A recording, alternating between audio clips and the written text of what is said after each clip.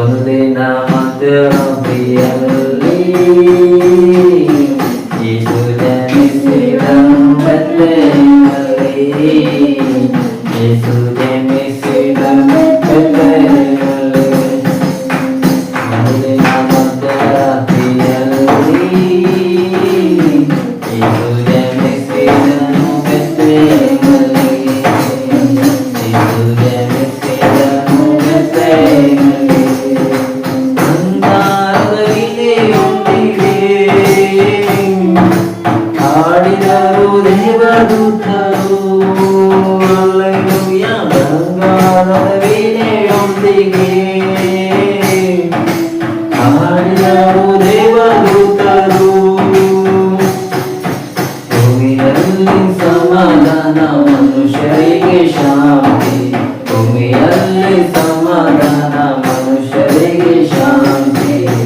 ಏಸಯ್ಯನಿಂದ ಬಂದು ಈಗ, ಏಸಯ್ಯನಿಂದ ಬಂದು, ಏಸಯ್ಯನಿಂದ ಬಂದು ಈಗ, ಏಸಯ್ಯನಿಂದ ಬಂದು. ಒಂದು ದಿನ ಮಧ್ಯರಾತ್ರಿಯಲ್ಲಿ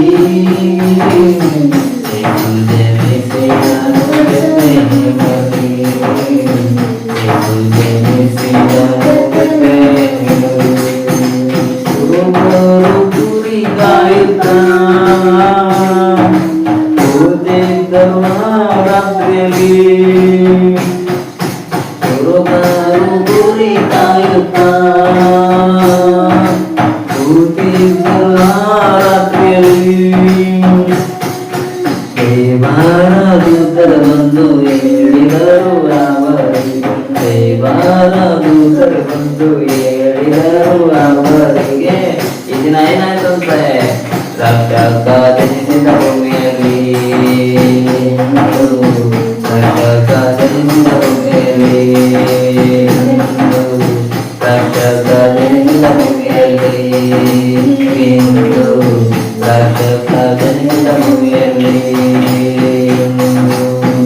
ಒಂದು ದಿನ ಮಧ್ಯರಾತ್ರಿಯಲ್ಲಿ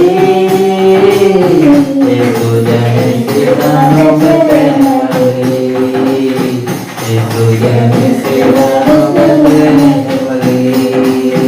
ಒಂದು ದಿನ ಮಧ್ಯರಾತ್ರಿಯಲ್ಲಿ ಯೇಸು ಜನಿಸಿದನು ಬೆತ್ಲೆಹೇಮಲ್ಲಿ, ಯೇಸು ಜನಿಸಿದನು ಬೆತ್ಲೆಹೇಮಲ್ಲಿ. ಯೇಸು ಜನಿಸಿದ್ದು ನಮ್ಮ ಹೃದಯದಲ್ಲಿರಲು, ಯೇಸು ಜನಿಸಿದ್ದು ನಮ್ಮ ಹೃದಯದಲ್ಲಿರಲು.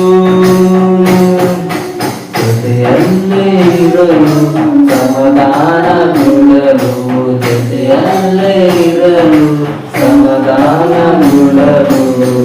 ಇಮ್ಮಾನುವೇಲಿರುವ ಜೊತೆಯಲ್ಲಿ, ಇಮ್ಮಾನುವೇಲಿರುವ ವ್ಯರ್ಥನೆ, ಇಮ್ಮಾನುವೇಲಿರುವ ಜೊತೆಯಲ್ಲಿ, ಇಮ್ಮಾನುವೇಲಿರುವ.